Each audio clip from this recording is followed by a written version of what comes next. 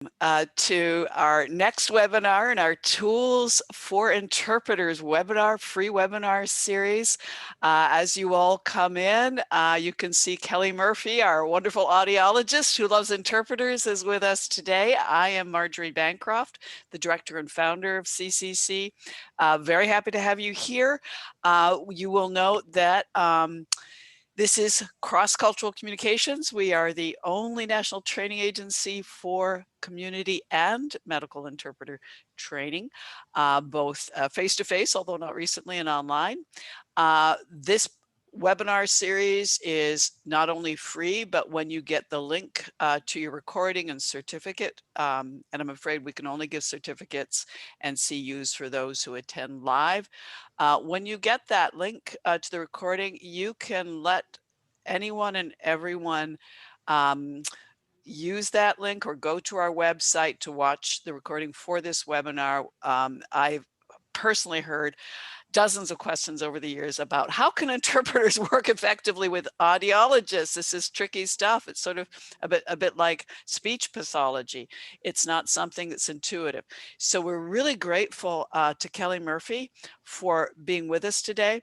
I want to urge you all to write your questions for the last 15 minutes of Q&A. Please, in the Q&A feature, if you want to just chat and say hi and where you're coming from, because we know you're from all over the country and the world, please use the chat feature. And again, questions for our wonderful speaker at the end, if you would put those in Q&A. We suggest using gallery view to see both, to see your presenter, and also us at the two of us at the end of the session. Andrew and I will be behind the scenes answering any questions about, will you get the PowerPoint? The answer is yes, thanks to our gracious speaker. When you 24 hours after the end of the recording, when you get the link to your certificates.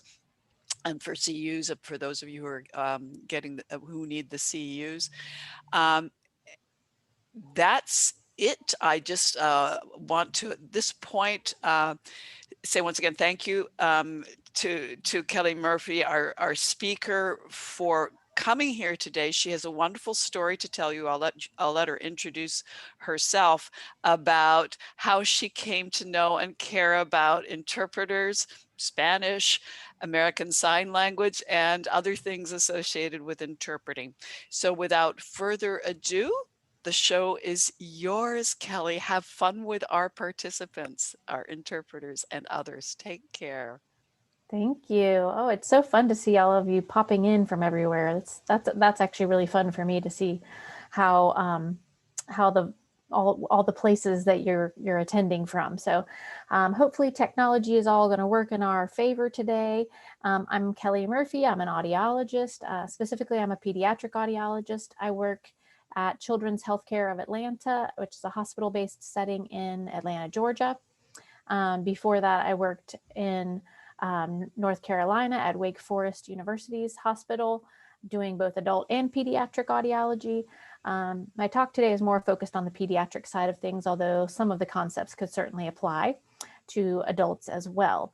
So I'm going to go ahead and share my screen and tell you a little bit about how I got to this place and how we can work well together.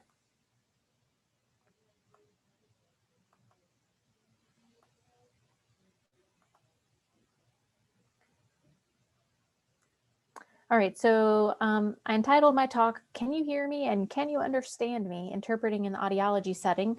That's my son. He doesn't have any hearing loss, but it was just the cutest picture. I couldn't help but put it in there. And so let's get started. I wanted you guys to know that I am having an Oprah full circle moment today. I don't know if there's any other Oprah fans out there. I feel like she coined that full circle moment term. My bachelor's is in psychology, but I had a minor in Spanish, and I always like languages stuck in my head. History falls right out. You can remember it one day and it's gone the next, but languages seemed to come more easily to me. So I gravitated towards that and minored in it in college. And then I thought, what am I going to do with myself? So my mom said, well, you need to go get a job.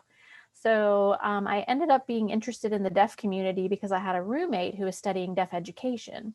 And so I ended up taking some sign language classes while I was in college and getting interested in that scene, and decided I would take a job in Maryland at a sign language interpreting agency as an administrator. I did not know enough sign language to be an interpreter at all, and I soon learned all that I didn't know. But I worked in the office scheduling interpreters for deaf federal government employees for a year in Maryland, and I really got to see like the cool side of interpreting and what all it takes to be an interpreter. I learned a lot about deafness and hearing loss. Then there was an audiologist who worked in that same building, and I started talking to her, and I thought, maybe that's what I want to do in this whole deafness and communication side of things. So I ended up going into audiology, going back to graduate school. I've been practicing audiology now for about 16 years. And now my passion is communicating with people, which I think kind of involves interpreting and audiology. I want everyone who's in the room to be able to understand what I'm saying. I want to make sure I understand what the child or the parent is conveying. And I work with a lot of interpreters because, of course, we have a high Hispanic population here in Atlanta. So I work with Spanish interpreters, but I also work with sign language interpreters for some of my patients or parents who are deaf. And we'll talk a little bit more about that later. And then I was explaining to Marjorie, we have like a little pocket of Atlanta that has a high Burmese population. I've worked with French interpreters, Portuguese interpreters, dialects that I didn't know existed, like mom, and what I learned one last week, Quiche, something like that. So I'm learning all the time, and languages are my passion. So that's kind of how these things come together. So thanks for letting me have this full circle moment. So I think one of the major things that I wanted to share is just some of these things that I have experienced in our appointments that I know are difficult to convey. And I have the joy of speaking Spanish pretty well, so I still get an interpreter because I am not an interpreter and I'm not a medically trained interpreter. And I'm sharing really sensitive, really important information sometimes, so it's not my job to do it on my own. But because I do speak a good bit of Spanish and I do know some sign language, I kind of know when things get stuck. So I can hear or see when something that I've said doesn't quite get translated in a way that is making sense for the family. One of the biggest ones that I've found to be difficult is soft versus loud as compared to low versus high. So I know like in Spanish, a lot of times we'll get that those will be conveyed as similar concepts like, bajo and alto, like low and high, but they also might use those for the frequency low and high. And we're talking about really different things to us. We're talking about whether the volume was loud or soft and whether the pitch was bassy or high pitched. So one of the things that I try to do is to make sure that I give an example like auditorily. I say like, so your child could hear the low bassy sounds really well, like boop, boop, boop. But then when we got to the high squeaky ones, like shh, shh, shh, like SH, or I'm making a sound, I don't know if it comes through well, but I present that out loud so that when the interpreter's conveying it, I'm hoping that, number one, I'm making it really clear what my differences are that I'm describing. And number two, I'm giving like a context of an example. But that's definitely one that I've had over the years where if you translate those equally as bajo and alto, then the parent just got told, that their child can't hear low pitched soft things, but can hear high pitched loud things. It isn't conveyed properly. So something to kind of keep in mind, and the words better than I do for how that might be interpreted in the language that you're using to interpret, but give those concepts a little bit of thought. We also talk about conductive hearing loss versus sensory neural hearing loss a lot. Conductive means the problem is with your outer ear, like wax in your ear, or your middle ear, like ear infection or problem with the little bones of the middle ear. Sensory neural hearing loss means the problem is with your inner ear or your cochlea or with the nerve of hearing. And so those are really different. They're treated completely differently. And we as audiologists just throw out these terms all the time, like every profession does. We pay no attention to the jargon we're using. And so, but those have really different meanings in terms of how we treat them and whether they're permanent or temporary and things like that. So those are some key terms to know. Another one that I think is particularly difficult is this concept called auditory neuropathy. So sometimes we do a test and it says, there's a problem. It seems like it's the nerve, but we don't know how much hearing loss your child has. That's a terrible thing to convey to a family. Like, we know there's a problem, but we don't know how big the problem is. And so this concept is it's not infrequent. Like, it happens fairly regularly that we're having to talk, whether it's in English or through an interpreter, the idea of some part being broken, but us not being able to tell exactly where the break is. And that's a complicated one. And you can kind of think of neuropathy, like if you had neuropathy in your feet or something, like you might have tingling or, the nerves might not be transmitting correctly what's being felt. This is the way that our auditory nerve is not transmitting correctly what's being heard, but the degree of distortion or disturbance or whatever can be variable. And so we end up having to use different tests than normal to get to the bottom of things. Another thing that comes up a lot is that we don't describe hearing loss in percentages. So if somebody comes to me and says they have 40% hearing loss, that isn't all that meaningful to me. And I don't describe somebody's child's hearing loss as a percentage. We describe it as a range, like mild, moderate, severe, profound, and use those words. And then the only number that we put in percentages is how many words somebody could understand. Like, they understood 76% of the words that were said to them. That would be a percentage, but that's not actually meaning that they have 76% hearing and 24% missing hearing. No, that's not accurate. So we are going to continue to use these words that are kind of tough. Mild, what's mild, or moderate, severe. I even had a dad one time say, profound. Isn't profound a good thing? Like, you're profound, you're smart. And I was like, oh, wow, I never realized that could be conveyed with a sense of a positive sense, when what I'm saying is your child hears next to nothing. So tricky words that come up a lot. This is basically, these are our favorite little diagrams and pictures that we use a lot in audiology. So as you can see on the anatomy figure there, we have the eardrum and the little bones behind the middle ear, and the ear canal where your wax is made and things can get stuck like that. And then the cochlea looks like a little snail shell. And then the auditory nerve is this yellow pathway that takes the sound up to the brain. So we like to talk about those parts a lot. We probably use, again, too much jargon. Families just want to know, well, where's the problem and how are we going to fix it? So if we're doing our job well, we're not getting too bogged down in the anatomy, but some parents want to know the specifics about where is the problem. And then our favorite graph is called the audiogram. That's it on the right side there. And basically we're plotting like a left ear usually with X's and the right ear usually with O's. And we're showing how loud the sound had to be before it could be heard. And so having your X's and O's at the top of the graph means that you have normal or near normal hearing, and you probably hear all the sounds pretty well. This example one here, that person can hear with their left and right ear in the normal hearing range for for low bassy pitches, which are on the left of the graph. That's frequencies in hertz from left to right. Think of it like a piano keyboard. So low on the left and squeaky high on the right. And so they're hearing normally for the low bassy sounds, but then as we get higher and higher in pitch or frequency, it has to be much, much louder before they just barely detect that the sound was there.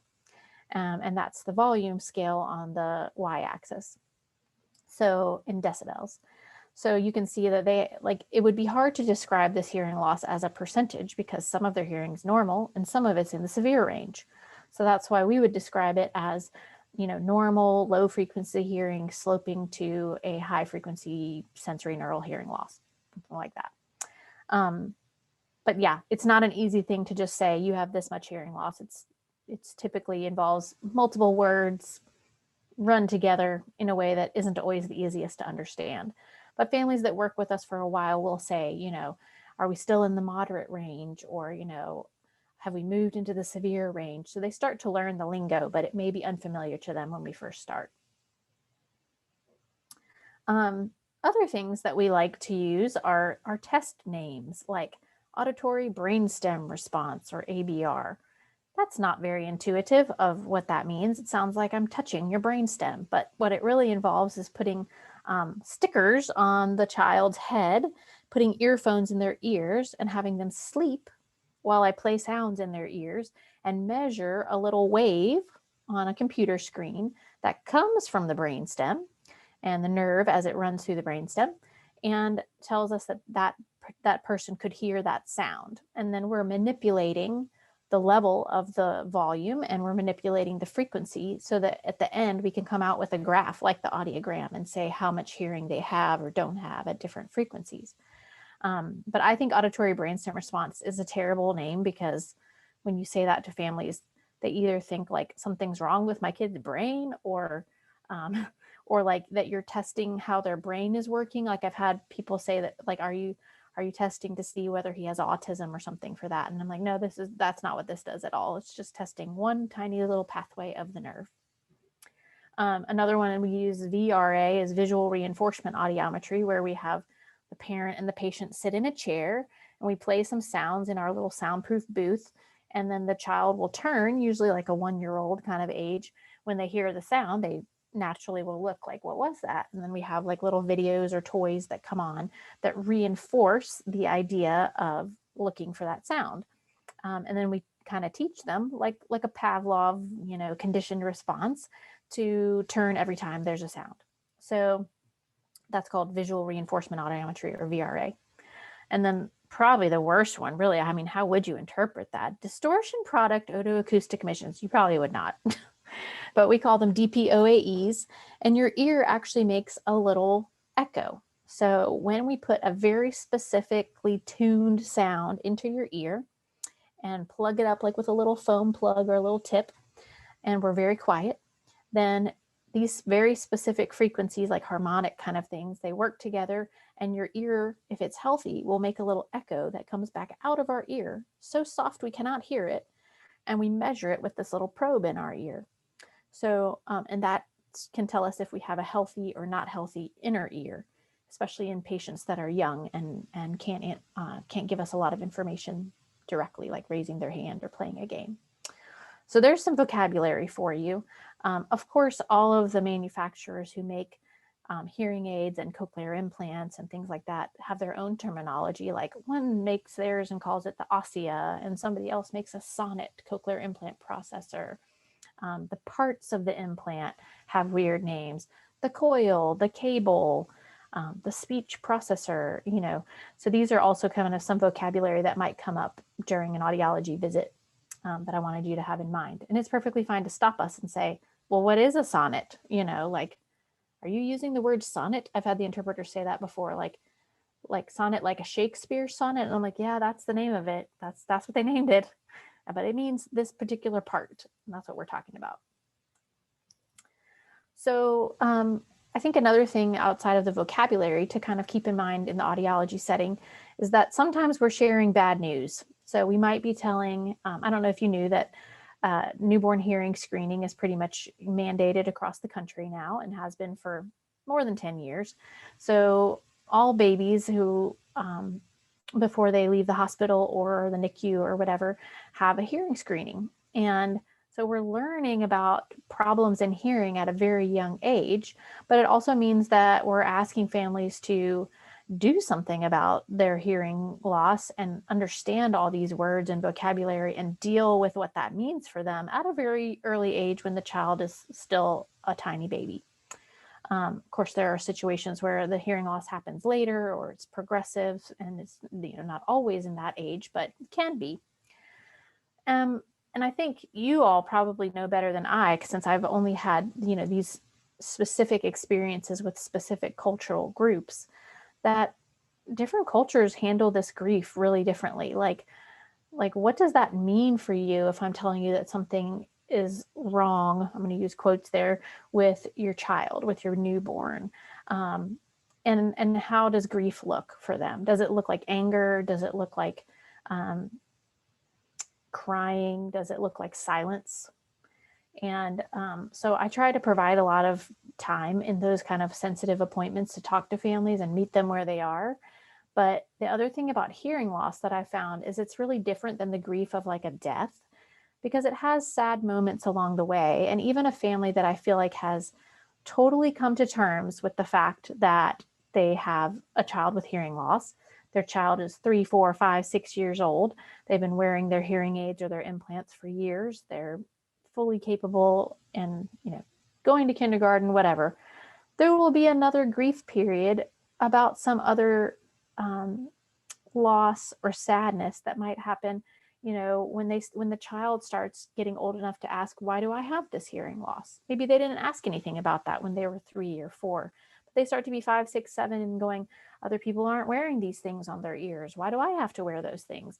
And that may recycle the grief for the parent, having to answer those questions, and having to, come to back to the idea of like, why me? Or, did I do something to cause this, that kind of thing. And even families that I've told long ago, like, you didn't cause this isn't your fault. Sometimes I have to say it again later on. And that's just because it's not a one and done kind of grief process.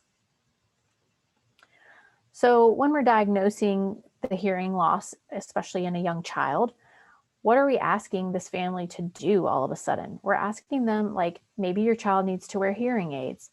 Maybe your child has so much hearing loss that they won't get very much benefit from a hearing aid, and they may need to use a cochlear implant. That's a sensitive discussion. Or we're asking them to learn another language. Like, if their child isn't going to get a cochlear implant for whatever reason, they don't want it, or they're not a candidate for some reason, maybe we're asking them to, all of you in the family, all mom, dad, aunt, uncle, you're all going to have to go and learn a whole nother language. It's like dropping you in, Beijing, and everybody's got to go learn Mandarin now. I actually don't know if they speak Mandarin in Beijing. Sorry about that if there's anybody on that. But yeah, so that's like a huge ask. I mean, as all of you who are big into language and communication, nobody learns the language overnight, even if your kid needs the language overnight. So that's huge. We're also asking the parent to become the educator to other people about this problem. So I'm relaying information about sensory neural or conductive or degrees or whatever, and then they're going home and the grandma or the aunt or whatever is going, how'd it go? What did she say? And they have to maybe not use all the words I used, but they have to convey the severity of the problem, the way that it's going to impact the child's life, the plan that we have to move forward. That's a lot to put on a family. And I've found across cultures that sometimes that is extremely different in one culture than another. So some cultures, we just share, and then we're all a team and we work together, and whatever Johnny needs, we're going to do it. And other cultures, I've found, grandma doesn't actually think there's a problem. She's been told, but she's just dead set. No, that baby's fine. They're not telling you the right thing, whatever. And how difficult that is for the parent who's coming to my appointments to have to, come back to me and say, how's it going? Okay, it's going okay. But, when he's at grandma's, she doesn't really put the hearing aids in. And I'm like, why? What's going on? Well, grandma thinks he's fine. Oh, okay. Well, what have you told her? I told her everything, but especially with different cultures, I've found, trust in the medical society, or even the idea that you could test something like hearing in infancy. Like, can you really do that? How sure are you of your results? Well, I can tell you that I wouldn't do this job if I couldn't be sure of my results, but that's definitely a thought that's happening when a family member is going and sharing this information to others. And then suddenly they're an advocate for their child. So we're all advocates for our children. I don't want my kid to get beat up on the playground any more than anybody else's, but I don't actually have to like go to the teacher and teach, the next year's 4th grade teacher how to use the microphone system that Johnny needs. And, I don't have to remind the teacher that Johnny needs extra time on his test. Yeah, like I don't have to sort of facilitate at the playground if Johnny didn't understand what another kid was asking him, so that make sure that Johnny doesn't look rude, that he looks like he wants to be your friend. So all this advocacy is like something that most parents have never thought they were stepping into. Oh, that's a fact I can throw out for you. 90% of children with hearing loss are born to hearing parents. So it's much more common for kids with hearing loss to have typically hearing parents. Therefore, they're dropped into a world that they've never known or didn't have any experience with. So let's talk about some barriers to success and that come up along the way. Atlanta traffic is everything you've heard and more. COVID was actually like the loveliest for traffic. I hate to say that because COVID was terrible, but I kept seeing patients like pretty much the whole time. And you didn't know there were audiology emergencies, but really there are when it's your child and they're hearing. So I was here like almost every day. But the traffic was so good. But on a normal day, and we're starting to return to normal, transportation is an issue. So some families gas money to get here, or Uber, or whether there's a train or a bus, or like in many states, having a pediatric audiologist available might be 3 hours from where you live. So that can be a reason why families kind of fall through the cracks or they're not successful in meeting their child's needs. Finances. Something that comes up a lot that might be surprising to you is that not all insurance companies pay for hearing aids for children. It seems like it should be like a no-brainer. It's not a cosmetic thing, like it's for your future. And so your child can hear and learn and all those things. But unfortunately, there are a lot of loopholes. So each state is working on their own legislation to require insurance companies to pay for children. We have one that passed several years ago here in Georgia. But if it's a small business insurance, if it's a self-insured group, there are all these loopholes where people don't have to comply. So it may be a question of whether the hearing aids are paid barrier to how we get families this help.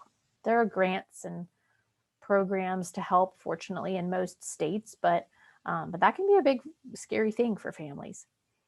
The education level of the family, I find, I'm relaying all this information and I try to dole it out in manageable amounts, but I've had family members who just, they've completed what would be the equivalent of like first grade in their country. And so they're not taking notes, or, they're not literate. So they're not writing down questions that they have for the audiologist for the next visit, or they can't communicate very effectively with the teachers or the school. Insurance questions, like I think that refers really back to the finances, like whether or not things were covered, a visit, or hearing aids or implants. Legal status is certainly something that comes up. I've definitely here in Atlanta had families that a family member was deported, and how can they focus all their attention on coming to their child's hearing aid checkup when dad was deported and mom's working 2 jobs. And so that's been a big issue. I've even written several letters for families, just stating the child. I don't feel like I can go too far into it, but I can state the child, the parents' names, the disability that the child has, the degree of hearing loss, how long I've been treating them, what I'm treating them for, how long the child will need help. And sometimes families have given that to their immigration lawyers. I have no idea whether it helps at all. But it's an odd thing to be an audiologist and be privy to that information that a family's going through when they're trying to stay in the country to help their child have the best future. And the communication, like I know that most of these families cannot just call up the school teacher and say like, do you think Johnny's left ear is not hearing as well? Like they don't have the language necessarily. They may not have anybody to interpret for them, certainly not a professional interpreter. Things are getting lost. When I say like, how's school going? And they just go, good. And then I'm like, well, is he learning to read? I think so. I think they're working on that at school. Like the cross information from school to home and home to school is really challenging sometimes. So me saying to a family like, hey, ask the teacher whether such and such, like I need to be mindful that that may or may not happen depending on what's going on with language barriers there. We talked a little bit about some of these already, but I literally have had families from different cultures where they've said to me, if we were in our home country and you were telling me that my child had hearing loss, like we would be banished. Like the family would be banished or the child would be sent away.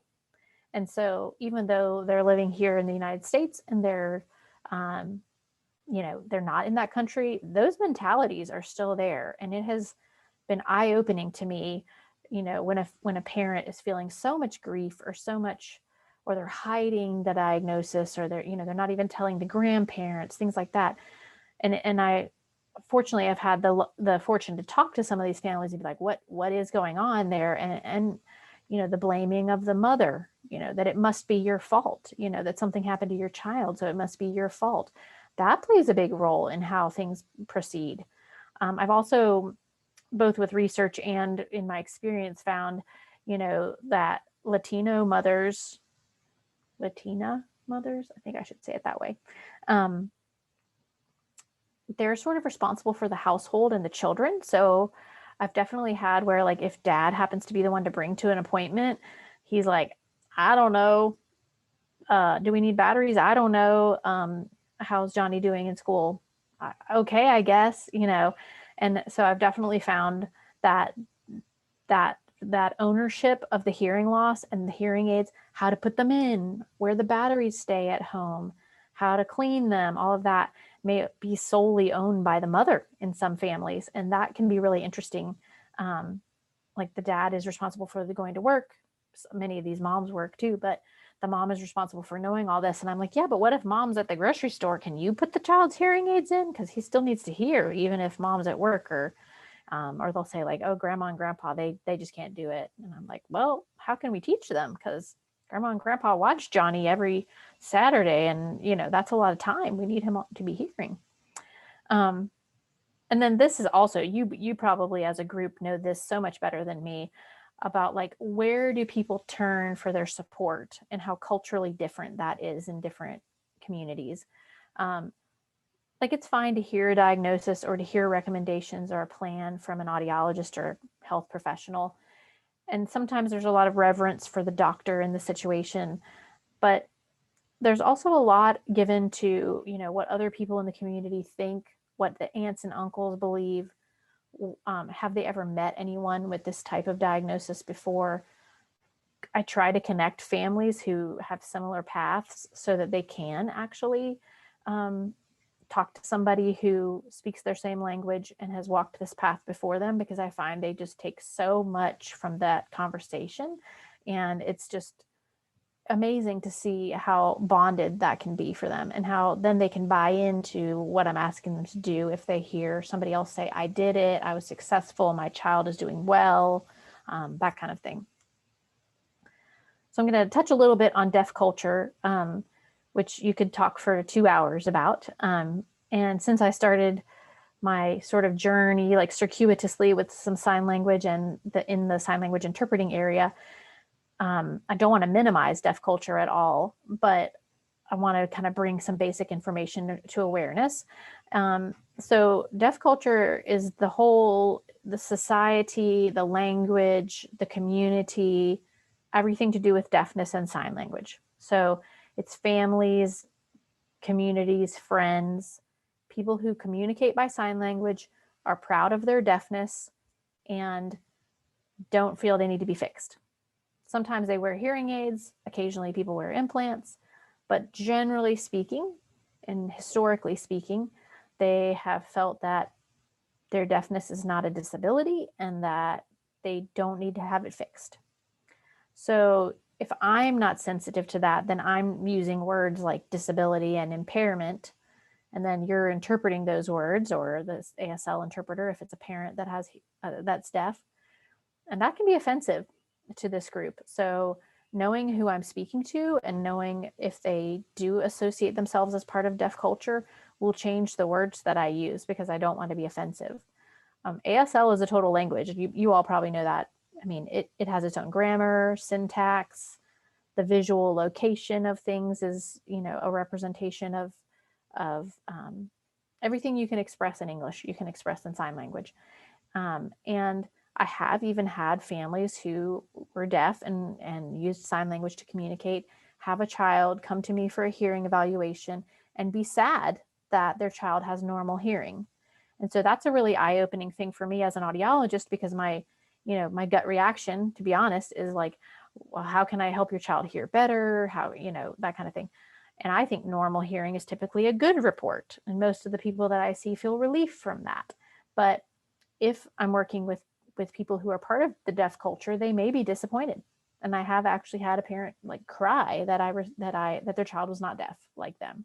So they weren't going to live, in their world forever in a deaf culture. And it's a really different perspective. So cochlear implants, because they're a surgical way to address hearing loss, and because the choice for getting a cochlear implant is often made now in young children and not at an age where the child can decide for themselves, it's very controversial in this population. And so because of the work that I do, I'm walking into that controversy, and I would want you to know that we're entering delicate territory. This is kind of a really fascinating part of my job that I've gotten to have over the last 10, 15 years, which is that I frequently have families where the parent speaks Spanish, the child knew some Spanish, had some hearing loss, went to school, kind of learned some English, but broken English, broken Spanish, and then they learned sign language, the child. And if the child has learned sign language at school and they spend 8 hours a day at school, they may become excellent signers. But the parents many times don't learn sign language as fast as their child. I think that the number is that like the average signing fluency of parents who have children with who use ASL to communicate is like 3rd grade. So it's pretty low, suboptimal for sure. And if you add another language in there, like Spanish, and you're asking a family to take something from Spanish, manzana, and then translate it to English, apple, and then find the sign for that in a book or a video or online or YouTube or whatever, that's a lot of converting, and it really presents a barrier to a lot of families for learning ASL. So then what happens is they come to my appointment, and sometimes I've known these kids for years, and I can ask to have both a Spanish interpreter and an ASL interpreter present, which is fabulous. I seat my ASL interpreter right next to me because they need the visual line side is supposed to be to the ASL interpreter and to myself. And then my Spanish interpreter is off to the side a little bit. But woo-wee, have I entered into some emotional conversations, because sometimes it is the only time that the parent and the child can easily communicate. And it can be really sad. And so we delve into the world of social work in the middle of an audiology appointment, where I've had the child sign and then be voiced by the ASL interpreter, like, so are you and dad getting divorced? Is that happening? And the mom will look puzzled and say back in Spanish, like, no, why did you think that? And again, back translated Spanish to English, English to ASL. And well, I heard you guys yelling the other day and I figured you were getting a divorce. So like all of a sudden we're not talking about audiology anymore, but they've captured this moment where there's direct line of communication without any confusion. And I mean, I can't tell you the things that have come up. I even had a teenager who sourced a lot of his information from the internet. And he said to his mom through the ASL to English, English to Spanish, well, it doesn't really matter what we do today anyway, because an asteroid's coming to blow up the Earth. And I was like, what? And the mom went, what? Why do you think that? And he said, well, I read it on the internet. And so we had all of this back and forth, multi-layered translation going on about where does he get his information and but who can he ask if he has a question like that? It's definitely motivation for me to encourage the family to find an ASL class, to learn videos on YouTube, because I'll say to the parents, and I'm fairly direct, I'm known for that, but I'll say to the parents, he has all these questions and you don't have a language in common, so he can't ask you. Where do you want him to get this information? He's looking it up on the internet. But it's like walking into a little landmine when these patients come in, and it's not just a few. I've probably have 8 to 10 of these patients that I see every year, well, sometimes multiple times a year, and it can be really tricky. So I don't know if you've experienced that in your own interpreting, but I think the interpreters may find it fascinating to work with another interpreter, like the ASL in Spanish. But then they come in and they're like, whoa, Kelly, are we in social work? I thought we were in audiology. Another thing I wanted to point out, and I'll wrap it up soon for questions, is that audiology is a weird gateway to an autism diagnosis. So if you come to a pediatric audiology appointment, we also see a lot of kids who have speech delay, and it's our job to rule out hearing loss as a potential cause for their speech delay. And 99% of those kids don't have a hearing problem. And the parents usually don't think they have a hearing problem, but they're sometimes they'll be like, well, he doesn't respond to his name or whatever. So it's our job to rule out the hearing loss. But then what if we say, like, good news, the hearing's normal? This is an odd experience where the family might be sad that I just said something was normal, kind of like the deaf culture one, because then they go, well, then what is it? What's the problem if it's not the hearing? I thought he just couldn't hear me, and maybe he needed tubes in his ears, or maybe he needed a hearing aid or whatever. And for some families, that feels like a much easier solution than the idea of my child might have autism or global developmental delay or something like that. So these are tricky conversations that we navigate, and I want you to be aware, if you're interpreting for that you're walking also into a tenuous kind of appointment, even though we think we're just like, check, good, yay, hearing's good, that really there's a lot more going on behind the scenes there for most of these. Oh, and it's not in my scope to diagnose autism. So I can raise questions to a family member about, how does Johnny play with other children? How does he do with transitions from one thing to another? How's his eye contact? Other things. Obviously, we're discussing the speech delay. How many words does he say? How does he communicate what he wants? That kind of thing. So I can raise a lot of concern, questions about those kind of concerns. I can encourage a family to talk to their pediatrician. I can encourage them to have a developmental pediatrician evaluation. But I ultimately cannot say in my visit, like, your child has autism. So I'm just the first step there. I think this might be obvious, probably more obvious to you than to others, but I have had a few interpreters try to do simultaneous interpreting, and holy cow, that does not work in my setting. Somebody in the room can't hear, yo. So if we are like talking on top of each other and they're trying to hear this, like, I get how much faster it is, and I get the times when you would want it, but it just does not work in the hearing loss world, because somebody's already at a disadvantage in terms of hearing and understanding what's being said. So we don't want to add another layer to that. So these are things that I commit to do for you, the interpreter. I try to say, if Johnny speaks English, mom speaks Spanish, we have another ASL interpreter here today. I try to make those kind of introductions. Although I'm long-winded today, I do try to speak in short phrases to my patients in interpreting setting. I'll give you a chair. It might be a little baby chair, like a little kid chair, because sometimes chairs are hard to come by. But I'll let you sit down, and I'll try to use simple vocabulary and let you introduce yourself. What I would hope that you would do for me is let me know if you're needing to rephrase something. Like, I really appreciate when the interpreter says, I don't think mom understood what you just said. I'm going to explain it to her as such and such. And I go, oh yes, that's better, easier to understand. Or if you say, that didn't get through, can you say it again in a different way? Things like that. I really appreciate that. One example that the interpreter here gave me was when we used the phrase, like, we're going to support you. She was like, I hate that phrase. Because what does that mean? Like, literally, we're going to pick you up and carry you. We're going to give you money. We're going to be emotionally supportive. So if I'm using weird, nebulous phrases like that, let me know. And then something that I just thought was interesting for discussion, although you guys have many questions and answers we can go through, is that I can score a Spanish language test because I know enough Spanish to score whether somebody's repeating it accurately to me. But I'm curious how interpreters would feel if, like, I played a recording of Spanish speech and asked somebody to repeat words. If somebody that doesn't speak any Spanish, like one of my colleagues, if they asked you to say that was right, that was wrong, how you would feel about that. And then what else can we do to make the things flow better? I only had a couple of little references. This is my email if you want to contact me about any specific questions. And then I think I'll unshare my screen so that we can do some question and answer time.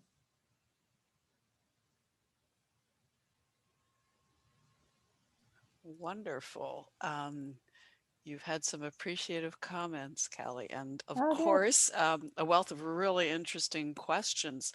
So I am going to not waste any time and jump right in if you're ready. Go for it. First off, hello. Do you spend time preparing the interpreters before the appointment when you're going to share bad news with a family? I'll tell you, yes, I try to if my interpreter is there before the appointment time. So if the interpreter is there ahead of time, I try to say, like, we're going over a new diagnosis of hearing loss today. The family doesn't know it yet. So this is going to be a lot of big information and sad information. I'll try to say that. Sometimes we have to use a phone interpreter until an in-person interpreter arrives, things like that that are a bit sticky. And then I confess that not everybody gets the advantage of the heads up. Thank you. What makes them not be a candidate for the cochlear implant? Anatomically, if you don't have any auditory nerves, so you have to get an MRI to see whether or not your nerves are there, because the cochlear implant replaces the function of the little hairs in the cochlea, but it does not replace the function of the nerve. So if you don't have nerves, you're not a good cochlear implant candidate. And then we also have some like really highly medical complex kids that we follow. Doesn't mean you can't get an implant if you have other issues, but if breathing and feeding aren't going well for you right now and our main issues are along those lines, then we're not going to do an implant until you're medically stable. Thanks again. Do you have any advice for interpreting in pediatric hearing assessments when it's unclear if the child speaks the target language or has other developmental issues? So one thing I love about working with kids is that we do a lot of what we call hand over hand, or like we'll sometimes have one audiologist outside the booth, like operating the audiometer, and one audiologist inside the booth with the child. And we literally don't even have to talk to them at all. Like, we just hold our little peg up and then we play the beep, and then the one in the booth shows the child like that happened. So now we put our peg in, or we feed the piggy, or whatever, we get to play games for a living. So a lot of times we know how to do it without using a lot of words for the child, in case the child doesn't understand, whether it's linguistically or developmentally or whatever. But then to the parent, of course, we're describing the results and that kind of thing. But we don't actually need, unless we're trying to understand, like, how many words that I'm saying do you understand, which is a higher level, older task. But for a younger kid, I don't need to talk to you. I literally can just show you the task and you'll get the hang of it. Wonderful. What kind of interaction do you have with school-based audio screeners? Are they generally trained audiologists? Very dependent on the school system. So depending on your county and who they hire to do that. So they're usually overseen by an audiologist, but that doesn't mean the audiologist is always like on site and the one doing the screenings. In Metro Atlanta, we have some really awesome school-based audiologists. And so they do everything from check the child's hearing aids to the screenings before pre-K and all that kind of stuff. But in more rural areas, sometimes that's harder to come by. And hopefully they're getting good data and they are trained by an audiologist, but whether or not the person doing it has perfect skills can sometimes be iffy. Understood.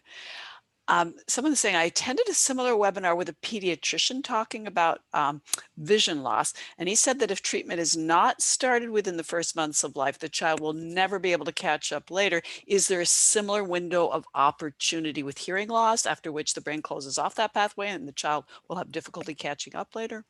Yes, that's such a great question. So, typical language development really has key window at like 2 to 4, 2 to 5 years old. And we know that 1-year-olds are already starting to say words. So you're behind. If you're capturing a hearing loss and somebody's been going around with hearing loss that they didn't know they had for, years on end, you cannot take a profound hearing loss and suddenly manage it at the age of 5 years and come out being a speaking, listening individual. You're right. That part of the brain has probably honestly been cannibalized a little bit to use in other things. So really interesting MRI studies show that the parts of the brain that normally would do hearing, maybe they kind of have been used for vision. So I can physically put a cochlear implant in your child's head. Well, I'm not the surgeon, I'm the audiologist, but that can be done at the age of 5. But my goals for your child, if they've not heard anything for 5 years of life, and then we put an implant on, they will hear that there is sound in the world. They will have access to sound, but will they be able to understand that as clear speech and produce speech? Probably not. So it's a tricky conversation. I would say between 3 to 5 are some iffy years. When you get into 5, 6, 7, if you've not heard at all, not talking about a mild hearing loss, but if you've not heard at all, then I'm not going to promise you that you're going to come out talking. Fascinating. I can hear the frustration in the next question. I don't know if you can answer for the whole country, but Kelly, why don't they schedule an in-person interpreter in advance? Yep. I would say probably budget. We have Spanish interpreters on staff here at our hospital, but not enough of them. I'm sure it's budgetary.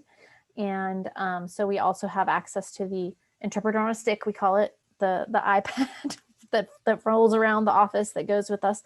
And that's good, but then the connection breaks off. And yeah, so I would love to have an in-person interpreter all the time for every language scheduled in advance.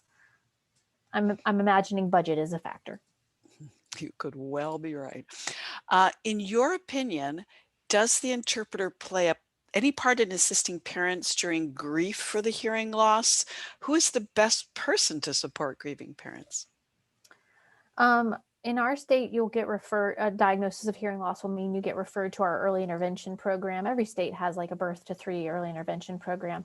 And oftentimes it will connect them up with like a family support person, somebody whose job it is to provide that role.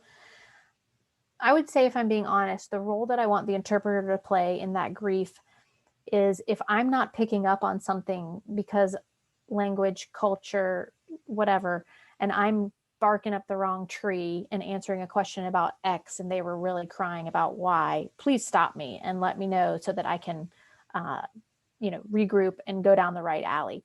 I don't really need you to you can pat the mom's back or whatever feels appropriate. You could speak to that, Marjorie, more than I can, but I don't really need you to be their support person, because you're going to leave and they're going to have questions and they're going to need somebody else to refer to. But I do want the information to be conveyed so accurately, and that if I'm not addressing that correctly because I'm missing something, please stop me. And one of the things we talk about in trauma-informed interpreting, Kelly, is that even though we do hear you on the role boundary issue, it's not the interpreter's job, and we agree with you. Just the way you interpret, you can show compassion from the crown of your head to the tip of the toe. If you really care, it can come through in so many different ways. Oh, so just caring will show and be felt. Yeah, 100% agree on that. 100%. Here's another interesting one. I was assigned to an adult Italian patient who had a hearing loss. He was trained in lip reading, but only understood lip reading of Italian words, of course. Do you have any suggestions for how to manage that kind of interpreting assignment? That's a tough one. That's exactly what I was thinking. Yeah, and we have some standardized testing in Spanish, but I don't think there is well-normed audiology testing data and stuff like that in Italian. So when we're trying to assess what can he understand without the lip reading, for instance, then we would have a hard time with that, and it's a barrier for us in audiology. Violate COVID rules and take your mask off. No, I didn't say that. Use a clear mask. Use a clear mask like the ASL interpreters do. Yeah. Wow. No, that's a tough one. I wish I had a better solution for you. If Spanish speaking, you and I may have a conversation about this, if Spanish speaking parents learn ASL to communicate with their deaf child, aren't they mixing two different languages? SBA is different from US ASL versus Mexican Sign Language or Spanish Sign Language, like communicating via Spanglish.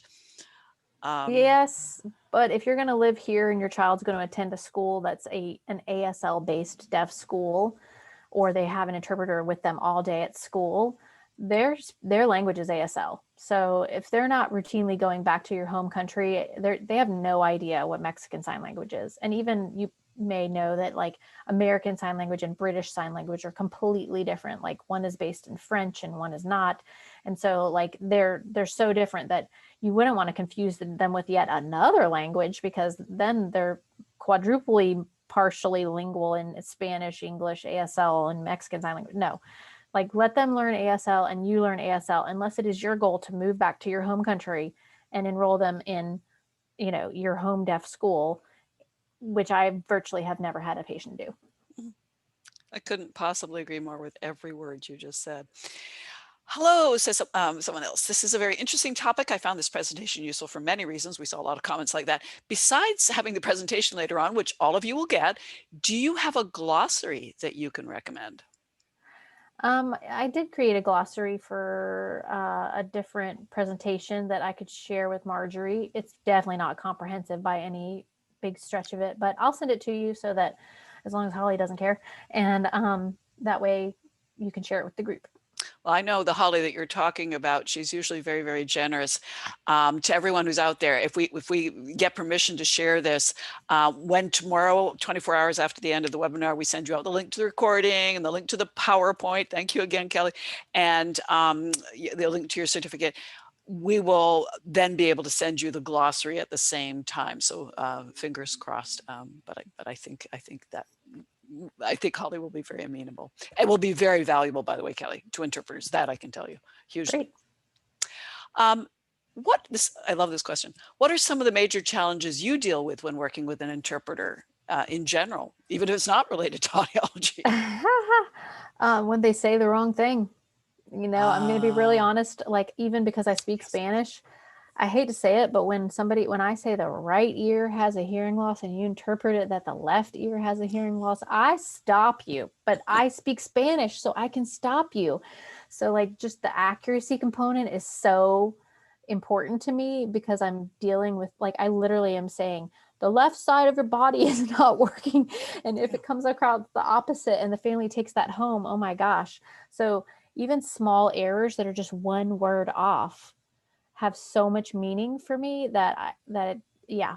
And I've also had a few like Budinsky interpreters. I don't mean to be grouchy about it, but where like they've been with me a bunch of times, so they know how to instruct like what we're going to do in the booth, and we're going to do visual reinforcement audiometry, and but then they just like describe it all in like 10 sentences, and all I did was say, now we're going to go into the sound booth. And dude, I get it. You know exactly what I'm going to say. We've worked together a million times, but I didn't say it yet. So that is also a frustration sometimes. Professionally trained interpreters should know better. And I apologize to you personally for those interpreters. Not that we necessarily train them, but thank you for saying that. That's really important, what you just said, really important for everyone. The audiometry English test has a very specific set of words. Is there one designed for Spanish speakers? There is a bisyllable, two-syllable word list in Spanish. It's pretty commonly used, but could be used more. Again, you're dealing with that the audiologist doesn't speak Spanish most of the time, so that's where I was like wondering, would you feel comfortable scoring it? Like if it has to be wrong if they repeat it wrong. So like you have to be accurate in the fact that you're like, no, that is not what they said. Instead of agua, they said adua or whatever, you know, and that's wrong. And then this is exciting, what just created was a sentence task in Spanish, which has been missing for a long time. We use sentence testing in English, and they're literally University of Miami helped create a Spanish sentence task that is a recorded voice, where the person has to repeat every word they hear in the sentence, and you count each word as wrong or right. Wonderful. Unfortunately, as always in these presentations, we have more questions than we can answer. If you have any urgent questions, anyone, you can shoot them to us by email, and we'll be happy to pass them on. but usually I close with thanks to our presenter. And I got one message in Q&A that says it all so beautifully. It says, could you, and I actually know who wrote this, so thank you, Svetlana. Could you kindly relate this message to Kelly at the end of the presentation? By far, this is the best presentation we had so far. Clear, straight to the point, helpful and considerate to interpreters' needs, practical, realistic, bringing up points often left out, superb. And in the last 3 years, my experience in working with pediatric audiologists was very positive as well. They are very considerate and attuned when working with interpreters. And you are obviously exemplifying that portion of the population I see. So that was a great sum up to Thank you very much. I thank you for an absolutely superb presentation, as we just heard. Welcome. As everyone knows, I'll stay on to answer any questions for CCC, not about audiology, not my bailiwick. And we wish you a wonderful and restful rest of the day, Kelly. Thank you so much for sharing that very specific expertise that we've heard about for years, interpreters needed to hear about. Thanks for having me. I enjoyed it very much. Have a good day, everyone. Take care, everyone.